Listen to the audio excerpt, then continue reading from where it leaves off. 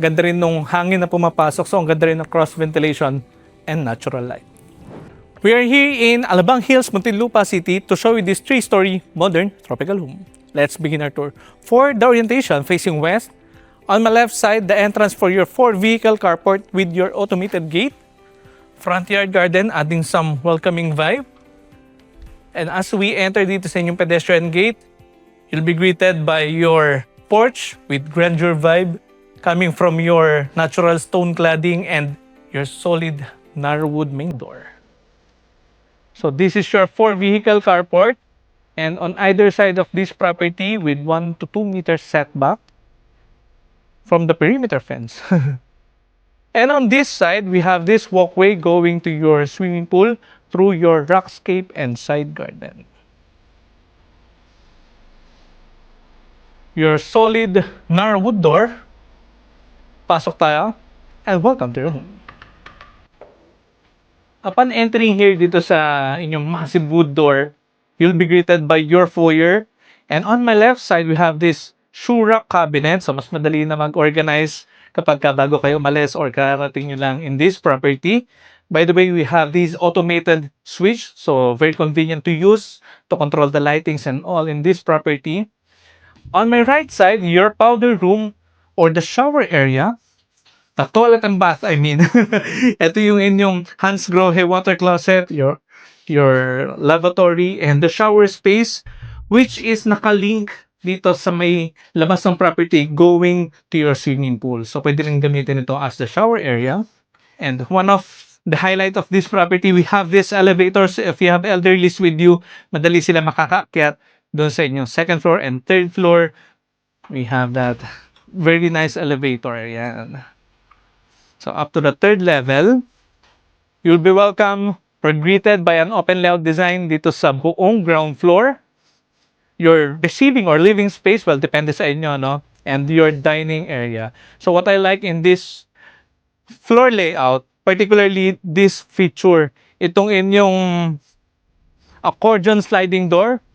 So if you want yung reduce the use of your AC, just open this up and you will have an endless transition from indoor to outdoor. Napakaganda, no? And very welcoming and homey vibe. Ganda rin nung hangin na pumapasok. So ang ganda rin ng cross ventilation and natural light. So in this space, covered kayo by your canopy. So if you're into alfresco, perfect spot to enjoy the outdoor space with your lap pool and your water feature with plants on either side. Parang it mimics the waterfalls with the nature. Ang gandang tingnan. Adjacent is your dining area. For the dining area, it can cater up to even 10-seater dining table. No? Ang advantage nitong open layout design, you can adjust to whatever your preference is, kung ano man yung gusto nyo for your interior. Napakaganda. So let's close this para makita nyo rin. No? So we have this kind of sliding door. Ang ganda. For the material use, high-end aluminum with tempered glass. Ayan. You also have your automated blinds. Kunyari masyado maliwanag for you, or if you want your privacy, pwede nyo i-control itong built-in or automated blinds in this space. Dito sa dulo, your main kitchen area. L-shaped and island counter, lots of food preparation space. And by the way, for the material used dito sa countertop, these are Italian stone with waterfall design. Ayan, yung continuity ng design, napakamahal. Gumawa niya na, and look at the result na. Ang ganda ng craftsmanship and very high-end yung vibe. Of course, itong inyong breakfast nook, it also comes with additional storage space. For your drawers, for your cutleries or utensils, you have your wine chiller, additional cabinet, ganun din in this area for additional storage. Speaking of, your refrigerator, naka-incorporate na dito sa inyong cabinets. Napakagandang tingnan, seamless in design. Additional integrated appliances, itong inyong oven. You also have your dishwasher. Under-mounted sink para dito sa inyong countertop. Ganoon din with the backsplash, Italian stone yung ginamit nila. 3 gas burners with range hood and your pull rack pantry. Ayan.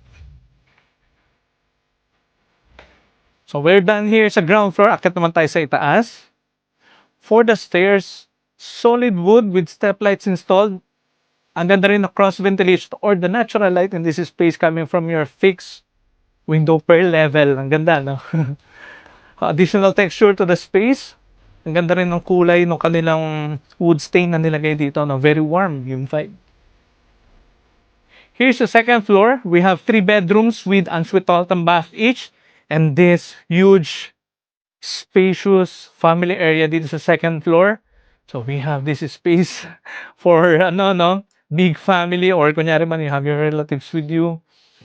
Your media wall for your television set with shelves on either side. By the way, for the flooring, engineered wood dito sa buong second floor. Napakagandang tignan. And of course, lots of natural light coming from your panoramic sliding window. And again, we have these blinds. 2 ACs on either side of this area and ceiling fan. So this is your bedroom 1. For your bedroom 1, location of your bed frame, you have your window and AC. Additional space for your cabinet or deep cabinets and your toilet and bath. For the water closet, lahat ng ginamit nila ganun din with your lavatory Hansgrohe, one of the high-end brand.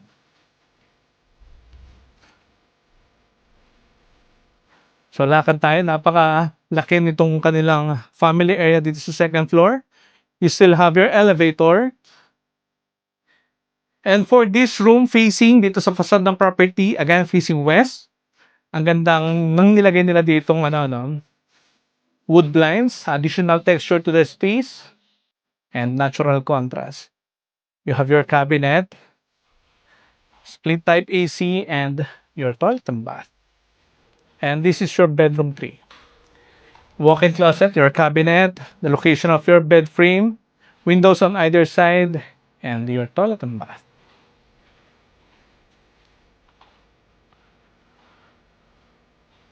Let's go up dun sa third floor. Again, I'd like to highlight this space, napakaganda.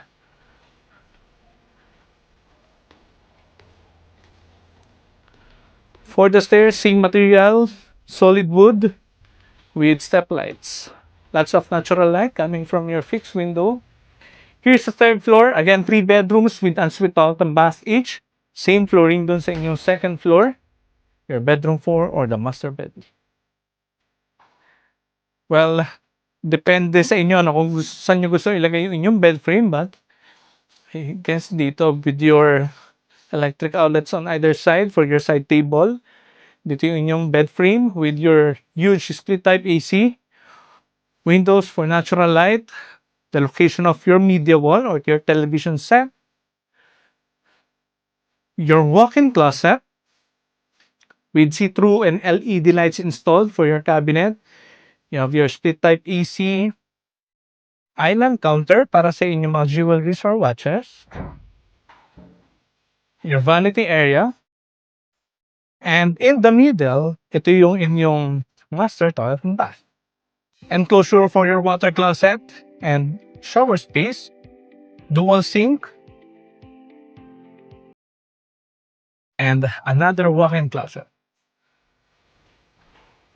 So naka-his and hers yung inyong water closet. And dito sa dulo ng hallway, still sa third floor, you have this kitchenette area with your refrigerator. You still have your elevator and your bedroom 5 and 6. Okay, so tingnan natin for the bedroom 6. Again, facing in front of the property, your facade with your balcony. Location of your bed frame, ganda rin ng size in each bedroom.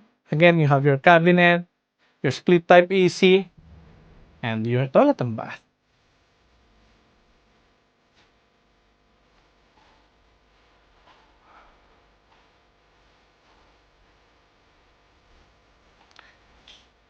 That's it for our quick tour. My name is Dean, and this has been Homescape Realty, your guide to your real estate needs. Thank you, and see you next.